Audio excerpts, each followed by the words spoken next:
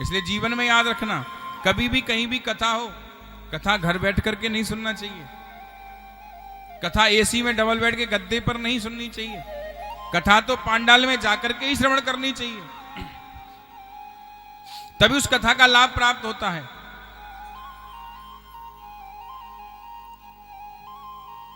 क्योंकि भगवान कभी भी घर नहीं आते। हम लोग जब तक भगवान के पास नहीं जाएंगे, भगवान के घर नहीं जाएंगे, जब तक भगवान हमारे घर कभी भी नहीं आएंगे। अरे आप भगवान की बात करते हो, कल आपकी बेटी की शादी हो और आप किसी एक रिश्तेदार को कार्ड मत देना, क्या वो आ जाएगा? बोलो ना, क्यों नहीं आएगा? जब रिश्तेदार को, हास मास के पुतले को तुमने कार्ड नहीं दिया, वो आने को तैयार नहीं है। और जिसने हम सबको बनाया, जो सृष्टि की रचना करने वाला, हम सबका पालनहार, पालन करता, हम उसको निमंत्रण नहीं देंगे, हम उसकी कथा सुनने नहीं जाएंगे, हम उसके मंदिर में नहीं जाएंगे, हम उसको निमंत्रण देने नहीं जाएंगे, तब तक ये अपनी कृपा हमारे ऊपर कैसे कर देगा और कैसे हमारे यहां आएगा?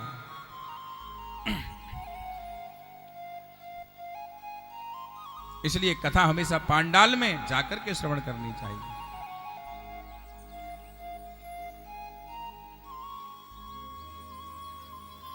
आमने सामने बैठ करके कथा को श्रवण करना चाहिए। और 4 घंटे आप लोग समय निकाल करके आते हैं, केवल शांति का दान देना चाहिए, केवल भगवान की कथा में ध्यान देना चाहिए, दुनियादारी घर परिवार की बातों को घर में छोड़ देना चाहिए। क्योंकि ये अगर एक शब्द भी आपके हृदय में उतर गया तो आपका जीवन भव से पार हो जाता है। आज सूजी महाराज कहते हैं, ऋषियों, भगवान ने इसको दंड देने के लिए अपना त्रिशूल उठाया, आगे आगे वह पक्षी दौड़ रहा है, पीछे पीछे भोलेनाथ दौड़ रहे हैं, और ये व्यास भगवान के महल में प्रवेश कर गया और व्यास जी महाराज की धर्म पत्नी के गर्भ में मुख के द्वारा प्रविष्ट हो गया। व्यास भगवान ने आकर के कहा, बोले क्या बात है महाराज, क्यों परेशान हो? बोले आपके घर में अभी एक पक्षी आया है और उसने छिप करके कथा को श्रवण किया, मैं उसको जीवित नहीं छोड़ूंगा।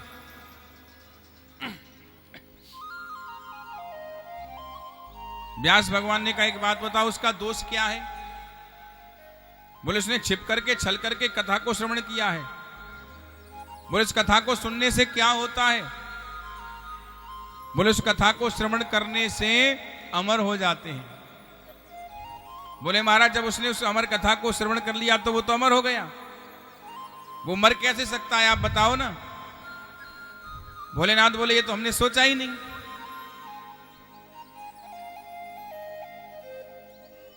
और महाराज तुरंत भोलेनाथ ने कहा, प्रभु धन्य है आपने जो हमको इतना ज्ञान प्रकाशित किया। एक बात की मैं प्रार्थना करना चाहता हूं, आप अपने उस बालक से ये जरूर कहें कि आने वाले समय पे कभी भी किसी को भी अमर कथा को श्रवण नहीं कराएं।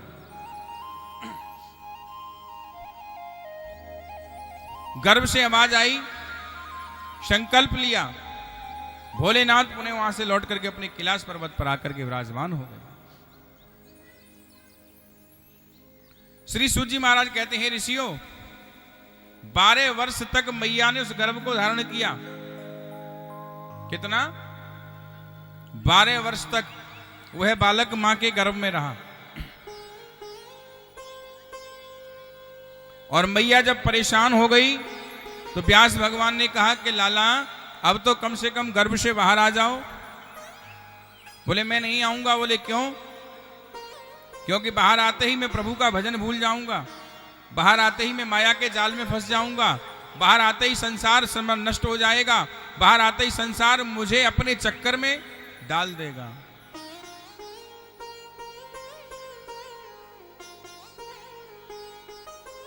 लेकिन एक बात ध्यान रखना, यहां 12 वर्ष हुए बालक मां के गर्भ के अंदर है और उसी गर्भ के अंदर से हम और आप सभी लोग आते हैं। कोई वहां से बचा हुआ नहीं है। और स्थिति कैसी होती है बताऊं? 9 महीने तक बालक मां के गर्भ में उल्टा लटका हुआ होता है, पैर ऊपर सर नीचे, ऐसे होता है ना। अगर आपको महाराज 5 मिनट यहां उल्टा लटका दिया जाए तो आप लटक पाओगे?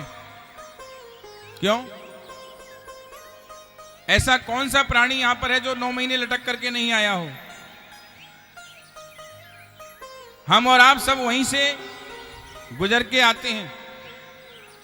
इसलिए भगवान से प्रार्थना करो कि हे गोविंद, 9 महीने हम उल्टे लटक करके आए हैं, बड़ी प्रार्थना करके तुमने हमारा उद्धार किया, दोबारा हमको लटकने की जरूरत न पड़े, ऐसी हमारे ऊपर कृपा कर दीजिए।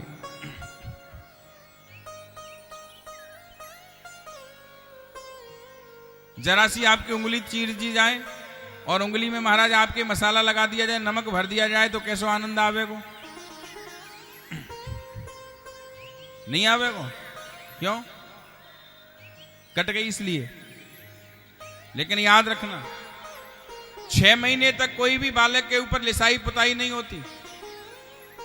मां के गर्भ में जब बालक होता है ना, तो महाराज पूरे शरीर पर केवल मांस ही मांस होता है, पुतला होता है। उसके अंदर अंकुर फूट करके बाहर निकलते हैं, सारी डिजाइन जो बनती है ना, हाथ पैर नाक मुंह कान सब कुछ तैयार होता है। और पूरे शरीर में मांस ही मांस होता है। और मां जो भी नमक मिर्च मसाला तीखा जैसा भी नए नए प्रकार की वस्तुओं को ग्रहण करती है, तब जाकर के वह वस्तुएं उस बालक के शरीर पर लगती है। तब अंदाजा लगाओ उसका कैसा हाल होता होगा। जहां पर कोई खाल ही नहीं है, कोई चिनाई लिसाई नहीं, केवल मांस ही मांस है।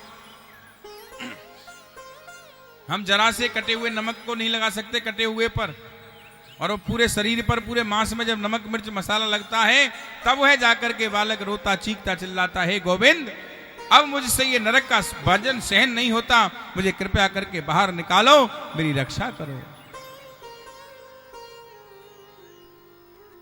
तब वह मेरा परमात्मा कहता है, चिंता मत करो, अब मैं तुम्हारी व्यवस्था करता हूं।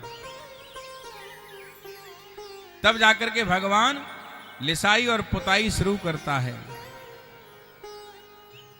हड्डी की है ईंट लगाई, हाड़ मासे भई चिनाई, कौदन चौमासे में बह जागी तेरी काया सी हवेली। जीवन में याद रखना,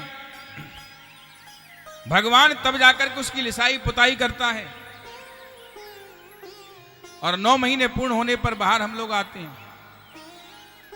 और भगवान कहता है कि मैं तुझे बाहर तो निकाल दूंगा, लेकिन तू क्या करेगा, मुझे बदले में क्या देगा? बोले महाराज आपको क्या चाहिए? बोले बदले में जो तू दे देगा मैं ले लूंगा। बोले धन संपत्ति? बोले कुछ नहीं।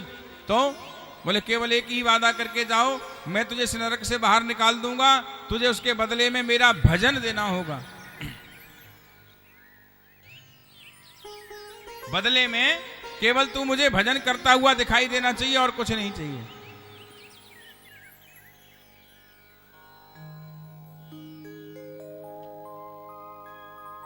प्राणी वादा करता है मेरे गोविंद से, हे प्रभु बाहर जाकर के मैं कुछ भी नहीं करूंगा, केवल तेरा भजन करूंगा, भजन के सिवा और कुछ भी नहीं करूंगा।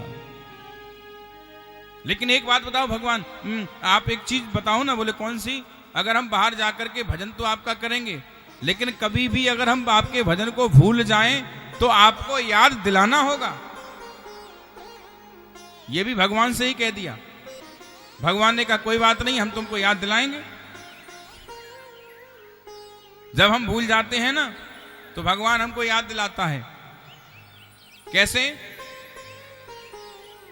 कि दुख में सुमिरन सब करें और सुख में करें न कोई, और जो सुख में सुमिरन करे तो दुख काहे को हो।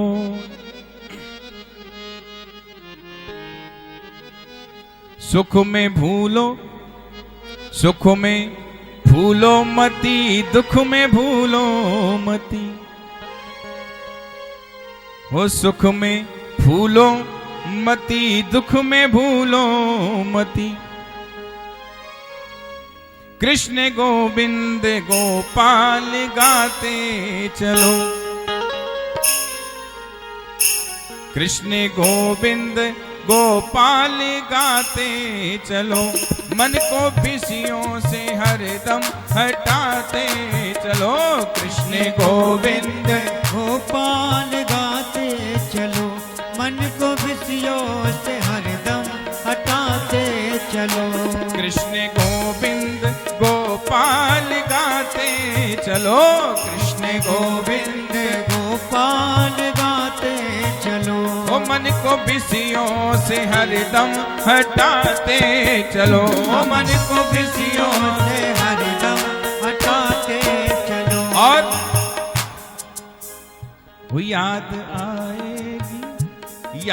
आएगी उनको कभी ना कभी, याद आएगी उनको कभी ना कभी। ओ याद आएगी इनको कभी ना कभी, हाँ याद आएगी इनको कभी ना कभी, याद आएगी इनको कभी ना कभी, याद आएगी इनको कभी ना कभी। लेकिन कब आएगी? मेरा ठाकुर सबकी याद करता है, ये किसी की याद को बिसराता नहीं है। याद आएगी इनको कभी न कभी, लेकिन आएगी कब? वो याद आएगी इनको कभी ना कभी, याद आएगी इनको कभी ना कभी। वो अपने हृदय में इनको बसाते चलो, अपने हृदय में इनको बसाते चलो। कृष्ण गोविंद गोपाल गाते चलो, कृष्ण गोविंद गोपाल गाते चलो।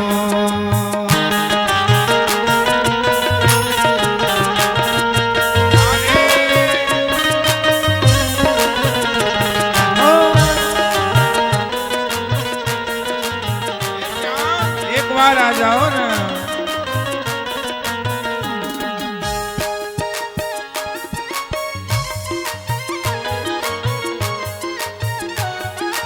हरि बोल।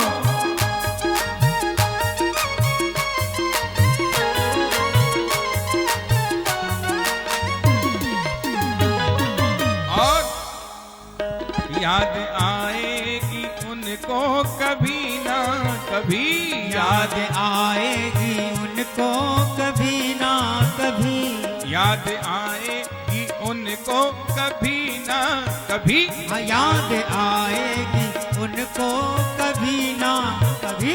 वो अपने मार्ग में, वो अपने मार्ग में प्रभु को लगाते चलो, अपने मार्ग में प्रभु को लगाते चलो। कृष्ण गोविंद गोपाल गाते चलो, कृष्ण गोविंद गोपाल गाते चलो। वो मन को विषयों से हरदम हटाते चलो, मन को विषयों से हरदम हटाते चलो। हरि बोल।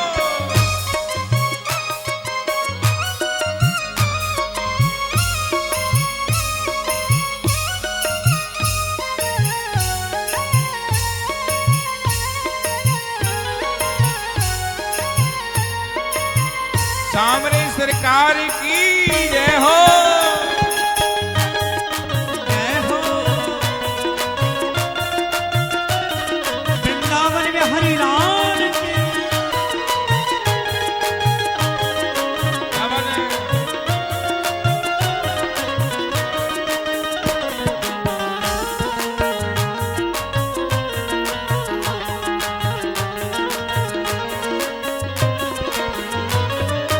और कहते हैं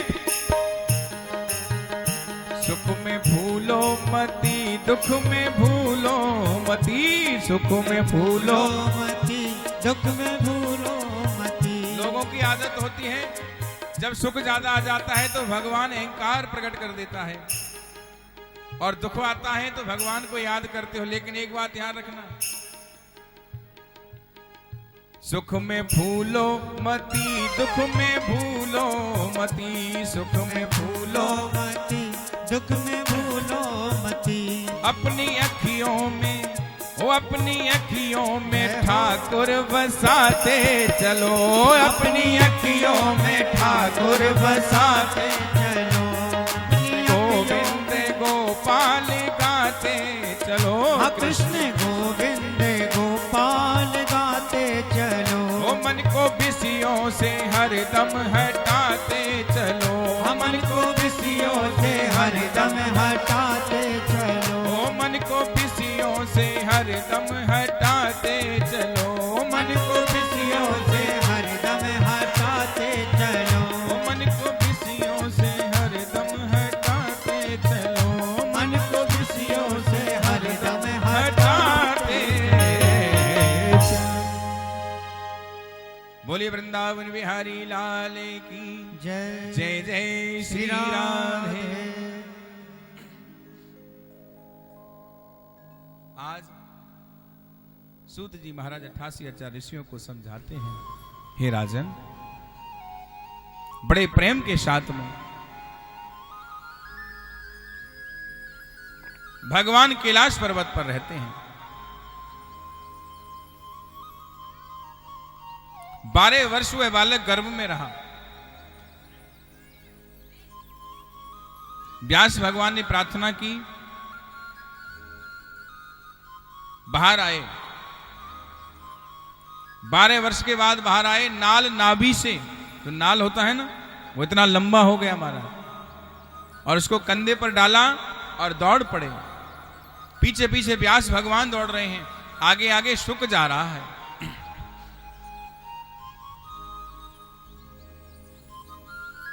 क्योंकि जैसे ही बालक गर्भ के अंदर पहुंचा तो व्यास भगवान के मन में सुख की कामना जागृत हो गई।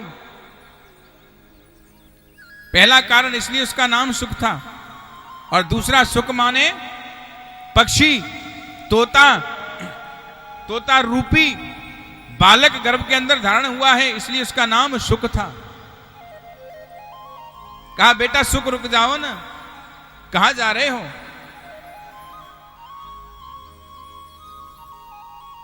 व्यास भगवान पीछे पीछे दौड़ रहे हैं, आगे आगे चले जा रहे हैं शुक जी। और महाराज गंगा के किनारे पर पहुंच गए। व्यास भगवान को ज्ञान हुआ, पुनः लौट करके अपने महल में वापस आए। और जैसे ही महाराज शुक ने गंगा के किनारे प्रविष्ट कर दिया, गंगा में स्नान कियो, और सूत जी महाराज 88 हजार ऋषियों को कथा श्रवण करा रहे हैं, वह शुक महाराज सूत जी की ओर जाने लगे। और जैसे ही सूत जी की ओर पहुंचे, सूत जी महाराज ने सिंहासन छोड़ करके खड़े हो गए। 88 हजार ऋषि खड़े हो गए।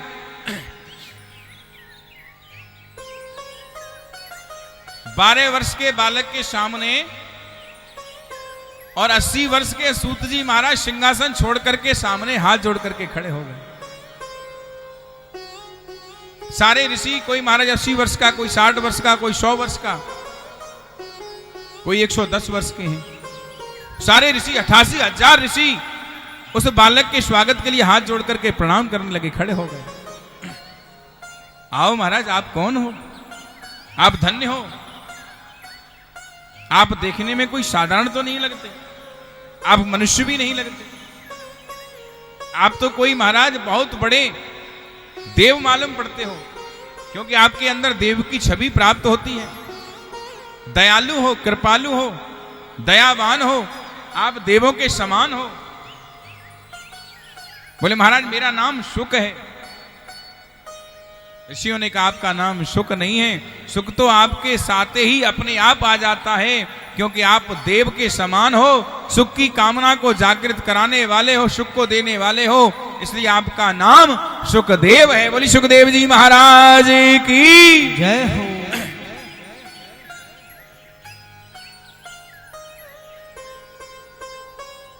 सिंहासन ग्रहण करिए।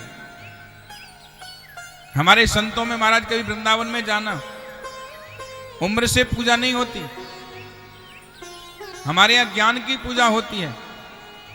हमारे यहाँ 5, 10, 12, 15, 20 वर्ष का बालक भी महामंडलेश्वर मिलेगा आपको। हमारे ब्रज में 7 वर्ष के 10 वर्ष के बालक कथा करते हैं, उनकी भी लोग 80 वर्ष के लोग साक्षात दंडवत करके प्रणाम करते हैं, क्योंकि पूजा उम्र से नहीं होती, पूजा ज्ञान से होती है। हमारे यहाँ ज्ञान को बहुत बड़ा माना जाता है, ज्ञान को महत्व दिया जाता है और ज्ञान से ही हमेशा पूजा होती है।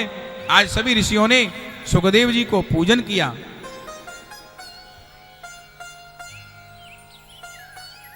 और महाराज सिंहासन पर विराजमान किया।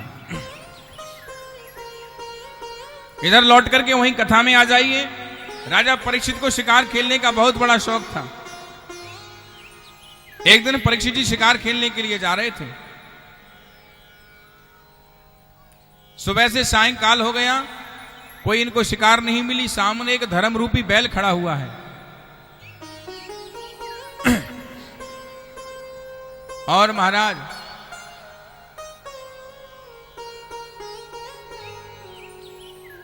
कलयुग गौ रूपी पृथ्वी के ऊपर उसको अत्याचार करने के लिए जा रहा है। कलयुग उस पृथ्वी पर खड़े हुए धर्म रूपी बैल के ऊपर प्रहार करने की कोशिश करता है। और उधर में राजा परीक्षित जी ने जैसे ही देखा, कहा ठहर जाओ भैया, आप कौन हो और इसको क्यों मारना चाहते हो? इसने तुम्हारा क्या बिगाड़ा है? पृथ्वी पर गौओं का अत्याचार करना, धर्म का अत्याचार करना, यह शोभा नहीं देता। अगर आप धर्म के ऊपर ही अत्याचार करोगे तो धर्म नष्ट हो जाएगा। गौ के ऊपर प्रहार करोगे तो गौ समाप्त हो जाएगी। अगर इस पृथ्वी पर गौ नहीं होगी तो पृथ्वी की रक्षा कौन करेगा? धर्म नहीं होगा तो हमारी सबकी रक्षा कौन करेगा? आप कौन हो? बोले महाराज मेरा नाम कलयुग है। तो एक काम करो, आप कलयुग हो ना, तो आप हमारी सीमा को छोड़ करके यहां से कहीं दूर भाग जाओ, नहीं तो हम तुमको छोड़ेंगे नहीं। कलयुग बहुत तेज था। तुरंत महाराज राजा परीक्षित के चरणों में गिर गया। बोले महाराज त्राहिमाम, क्षमा करो।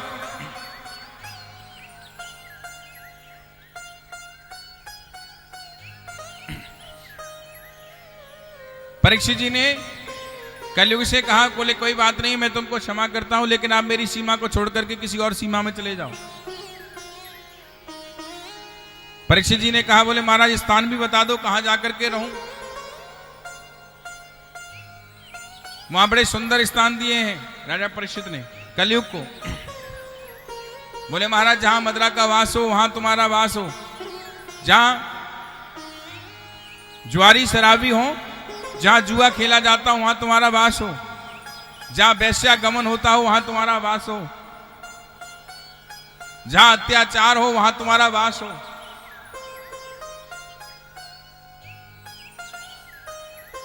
जब ऐसा कह दिया, परीक्षित जी ने तुरंत महाराज कहा और कलयुग ने स्वीकार भी कर लिया, लेकिन फिर पैर पकड़ लिए। बोले महाराज एक बात और बताओ। बोले कौन सी? आपने बड़े सुंदर सुंदर स्थान हमको दिए हैं, एक स्थान कोई अपनी इच्छा से भी दे दो ना। भगवान ने कहा, परीक्षित जी ने कहा ठीक है, आप कहां चाहते हो? बोले जैसी आपकी इच्छा हो। बोले स्वर्णम वासनम करिष्यामि, जाओ तुम सोने में भी वास करो।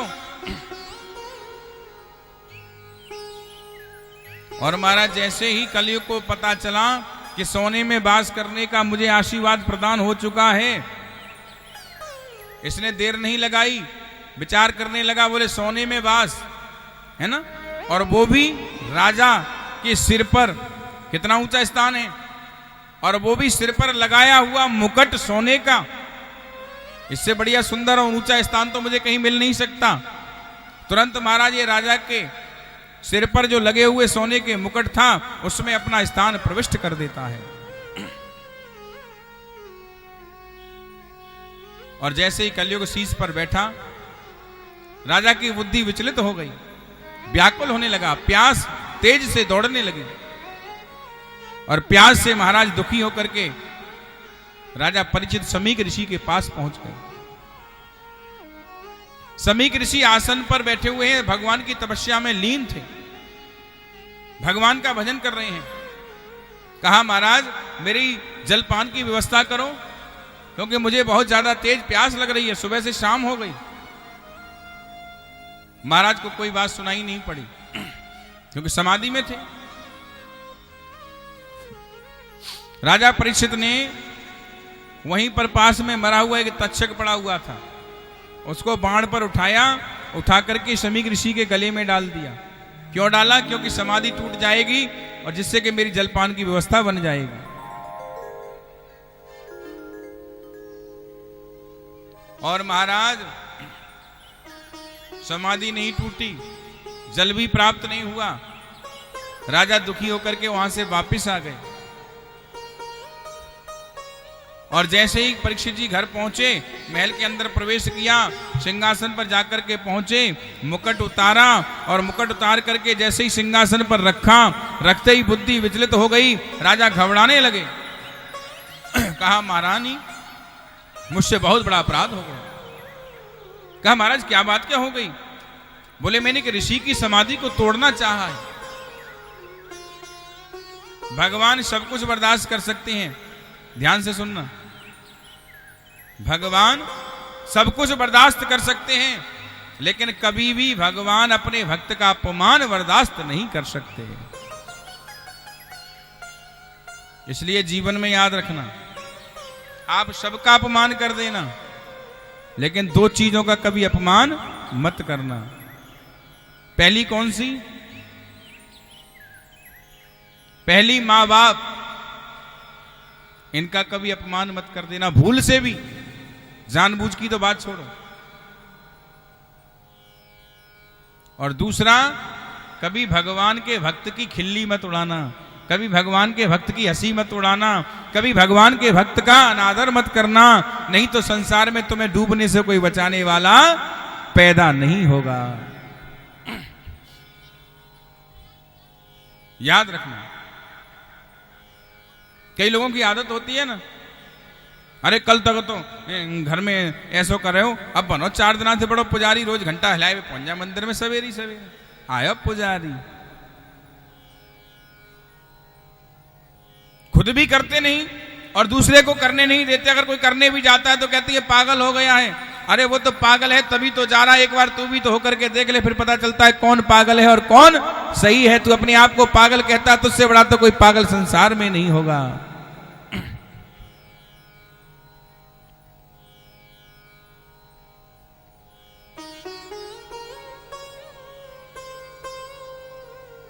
ये सारा संसार पागल है प्यारे।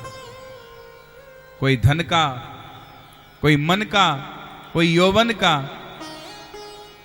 कोई मकान का, कोई दुकान का, कोई धर्म का, कोई काम का, कोई मोक्ष का, कोई पतन का, कोई पवित्र का और कोई सद्मार्ग का, कोई मेरे भगवान का। ये संसार में ऐसा कोई प्राणी नहीं है जो पागल ना हो, हर कोई पागल है। इसलिए जीवन में याद रखो, अगर पागल बनना है तो मेरे ठाकुर के बन करके रहो, अगर दीवाना बनना है तो मेरे गोविंद के बन करके रहो। जो इसका पागल बन जाता है, संसार में किसी के सामने पागल बनने की जरूरत नहीं होती प्यारे। संसार तुम्हारे पीछे दौड़ने लग जाता है, इसलिए केवल इसके पीछे दौड़ते रहो।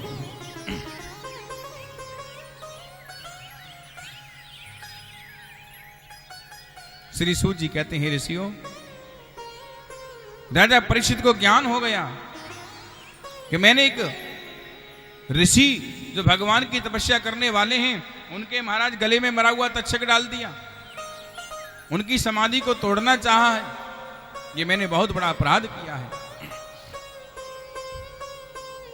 और महाराज बड़े सुंदर तरीके से भगवान से पश्चाताप करने लगे, हे गोविंद, मुझे इसका प्रायश्चित करना है, मुझे दंड मिलना चाहिए, मैंने अपराध किया है, मैं उसका दंड का पात्र हूं। और इधर में महाराज जैसे ही समीक ऋषि के पुत्र श्रृंगी ऋषि को पता चल गया, यमुना में स्नान कर रहे थे, उन्होंने वहीं पर यमुना में जल को लिया, अंजलि में जल लेकर के कह दिया, अरे दुष्ट पापी नीच राजा परीक्षित, तुमने मेरे पिता की समाधि को तोड़ना चाहा है। उन्होंने समाधि में आपसे बात नहीं की, तो उसके बदले आपने एक मरे हुए तक्षक को लेकर के उनके गले में डाल दिया। जाओ, मैं तुम्हें श्राप देता हूं हे राजन परीक्षित, कि आज से ठीक 7वें दिन तुम्हें यही मरा हुआ तक्षक डस लेगा और तुम्हारी मृत्यु हो जाएगी। श्राप दे दिया। श्रृंगी ऋषि पिता के पास में आए, कहा पिताजी पिताजी। बोले हाँ बेटे क्या हुआ? बोले आपके देखो ना गले में ये क्या है। वो उठाया और सर्प को उठा करके डाल दिया। कहा आपको पता नहीं है आपके गले में ये सर्प किसने डाला है? बोले हाँ मुझे पता है। किसने डाला है? अपनी योग दृष्टि से देखा। बोले ये तो राजा परीक्षित ने डाल दिया, वो भी भूलवश।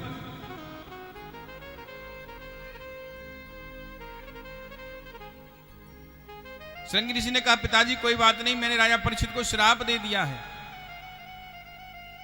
हे राजन, आज से ठीक 7वें दिन तुझे यही मरा हुआ तक्षक डस लेगा और तुम्हारी मृत्यु हो जाएगी। ऋषि ने कहा बेटा ये तुमने ठीक नहीं किया।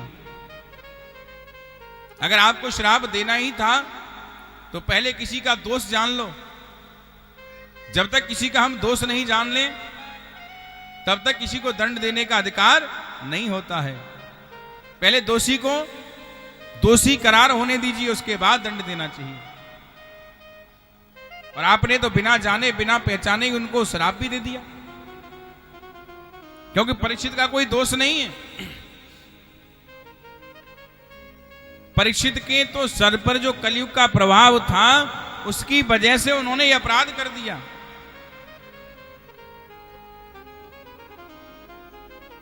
कहा महाराज अब तो श्राप दे चुका हूं मैं, वापिस नहीं मिलेगा। समीक ऋषि ने कहा जाओ जल्दी से जाकर के राजा को सचेत कर दो, जिससे कि वह अपना मुक्ति का उपाय ढूंढ लें। क्योंकि जब किसी को सजा मिली हो ना तो उसको मौका भी देना चाहिए अपनी गलती साबित करने का, पश्चाताप करने का, धोखे में कोई न रह जाए। श्रृंगी ऋषि ने जाकर के राजा से तुरंत मिलने का कहा। राजा के द्वारपालों ने रोका, अभी आप मिल नहीं सकते, सायंकाल का समय, रात्रि का समय होने जा रहा है, महाराज का विश्राम करने का समय है। श्रृंगी ऋषि ने कहा आपको पता नहीं है, अगर मैं आज और अभी राजा से नहीं मिला तो सुबह तक तो बहुत देर हो जाएगी, क्योंकि एक एक पल उसके लिए कीमती शुरू हो चुका है, उसे श्राप लग चुका है। तुम्हारा राजा नहीं जानता कि आज से वह प्रत्येक दिन, प्रत्येक पल, प्रत्येक घड़ी मौत का इंतजार कर रहा है। मौत उसके साथ चल चुकी है, 7वें दिन उसकी मृत्यु हो जाएगी, इसलिए आज अभी मिलना मेरा बहुत जरूरी है। ऐसी बात सुनकर के द्वारपालों ने तुरंत संदेश दिया, कहा जल्दी बुलाओ। राजा तो नींद नहीं आ रही थी, राजा तो चिंता में थे। और जैसे ही श्रृंगी ऋषि अंदर प्रवेश करके पहुंचे, बोले राजन एक बात का ध्यान करो, आपने मेरे पिता के गले में मरा हुआ तक्षक डाल दिया था, आपने अपराध किया। बोले हाँ किया। बोले उसी के मैं बारे में बात करने आया हूं, मैंने आपको उसके बदले में श्राप दिया है और आज से ठीक 7वें दिन तुम्हें मरा हुआ तक्षक वही ढस लेगा और तुम्हारी मृत्यु हो जाएगी। इसलिए हे राजन अपनी मुक्ति का उपाय ढूंढ लो, मार्ग देख लो। और महाराज राजा ने जैसे ही श्रवण किया, स्वीकार किया। स्वीकार करने के बाद बड़े आनंद से सूत जी महाराज कहते हैं ऋषियों,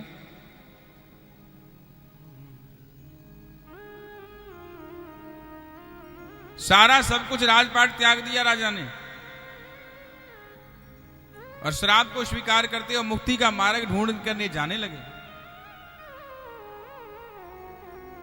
और ढूंढते ढूंढते जाते जाते वहीं 88,000 ऋषियों की टोली में पहुंच गए।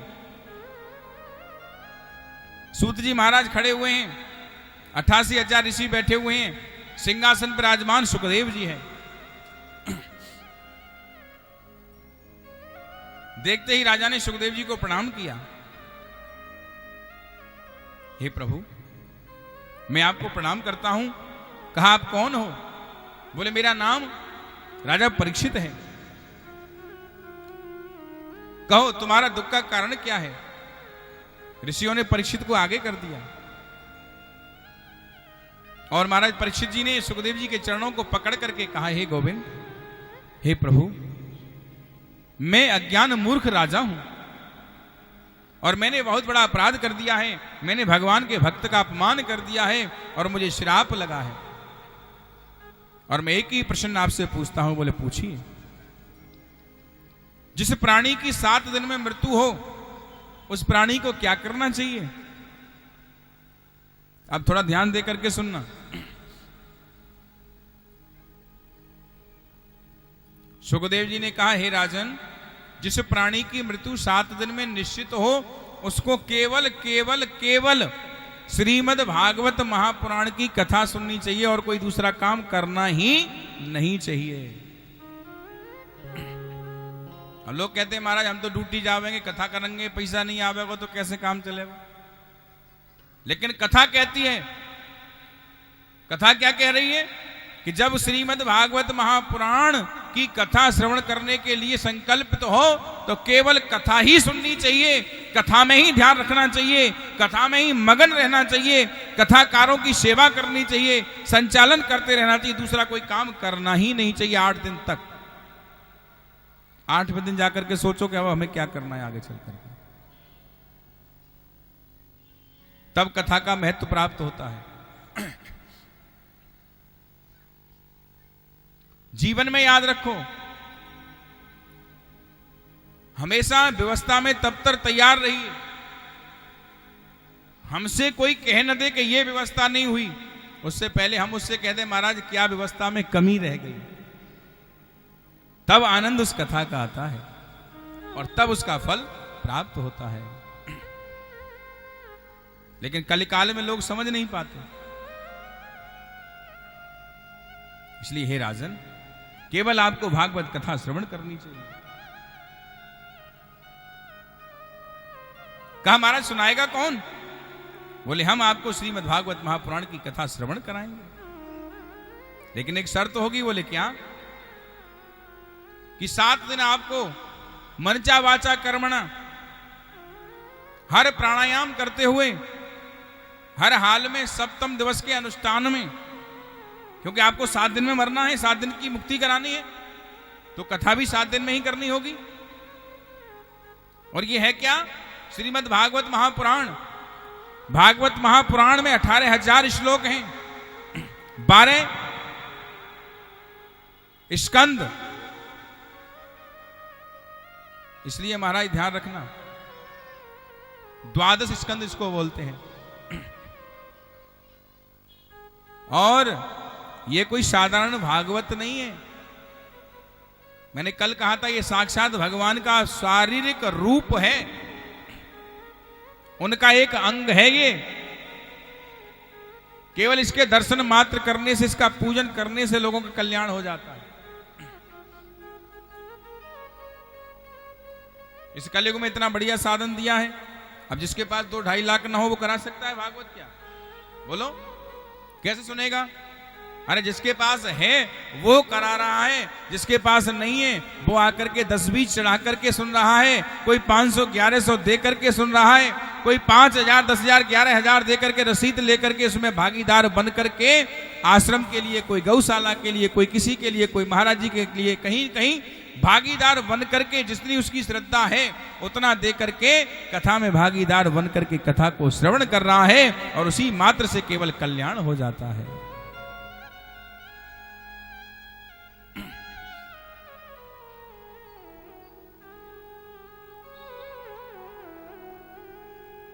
श्री सुखदेव जी कहते हैं, राजन परीक्षित,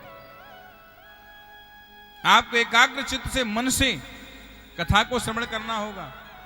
जब तक मैं सिंहासन से हिलूंगा नहीं तब तक तुम भी नहीं हटोगे। जब तक मेरी कथा बंद नहीं होगी, जब तक आप कहीं भी ध्यान नहीं दोगे। केवल मेरी दृष्टि आपके ऊपर और आपकी दृष्टि मेरे ऊपर होनी चाहिए, दूसरा कोई काम नहीं। सुखदेव जी ने राजा परीक्षित को 7 दिन तक कथा श्रवण कराई। सुखदेव जी न तो लव शंका, न इत्यादि, न भोजन, न पानी, न चाय, न नाश्ता, न कॉफी, न ब्रेकफास्ट, कुछ नहीं करने गए। सिंहासन से हिले तक नहीं थे। 24 घंटे हर पल हर घड़ी। और परीक्षित जी भी वहीं के वहीं आसन पे जमे बैठे रहे, हिले तक भी नहीं थे। तब कथा सुनी। हम लोग कहते हैं महाराज 7 दिन में भागवत पूरी होती है क्या? भागवत कथा तो 7 महीने में भी पूरी नहीं होती प्यारे, 7 साल में भी पूरी नहीं होती, 7 जन्म में भी पूरी नहीं होती, तो 7 दिन में तो औकात क्या कोई पूरी करके दिखा दे।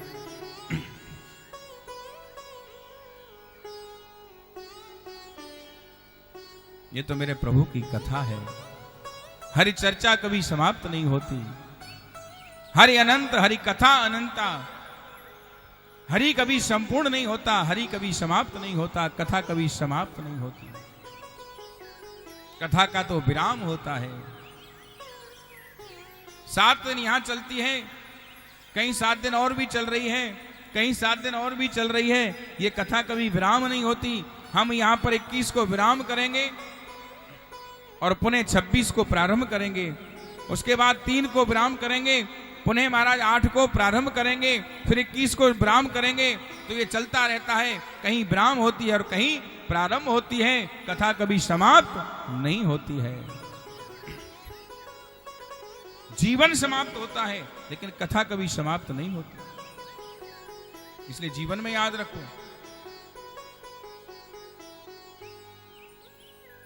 हे परीक्षित, आपको 7 दिन बैठ करके श्रीमद् भागवत महापुराण की कथा सुननी होगी, मन लगा करके एकाग्र चिंत में।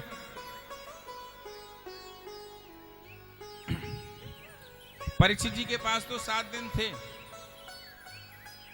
और उनको पता भी थी कि फलाने दिन फलानी तारीख को इतने बजे मेरी मृत्यु होगी।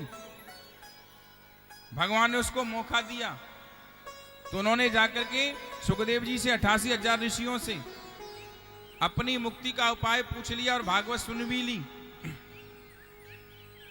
लेकिन एक बात बताओ, आपके और हमारे पास कितने दिन हैं?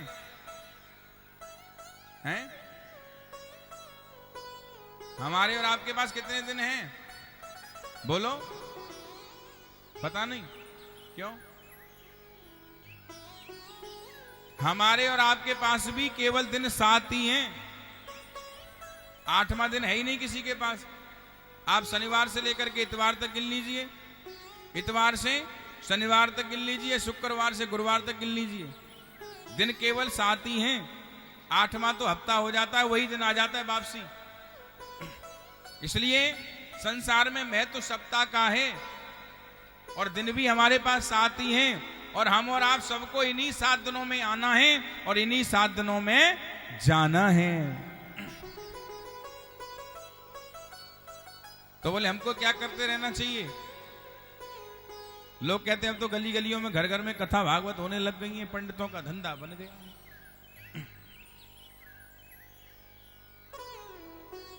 लेकिन एक बात बताइए, परीक्षित जी को पता थी तो उन्होंने उद्धार कर लिया।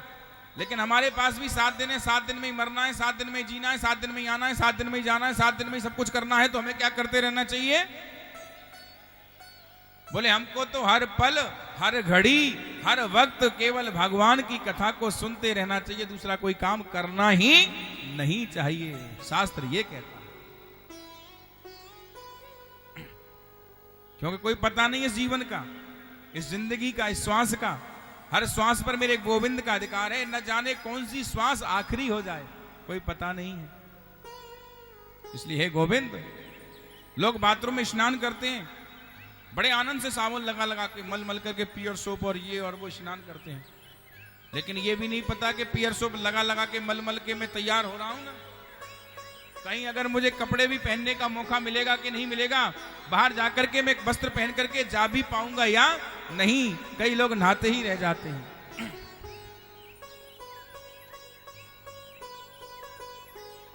इसलिए क्या करना चाहिए, जब भी समय मिले मेरे गोविंद का नाम स्मरण करना चाहिए, मेरे गोविंद को याद करना चाहिए, मेरे गोविंद का भजन करना चाहिए, दूसरा कोई काम नहीं करना चाहिए। आइए 2 लाइन गुनगुनाते हैं बड़े भाव से, प्रेम से प्रभु का भजन करते हैं।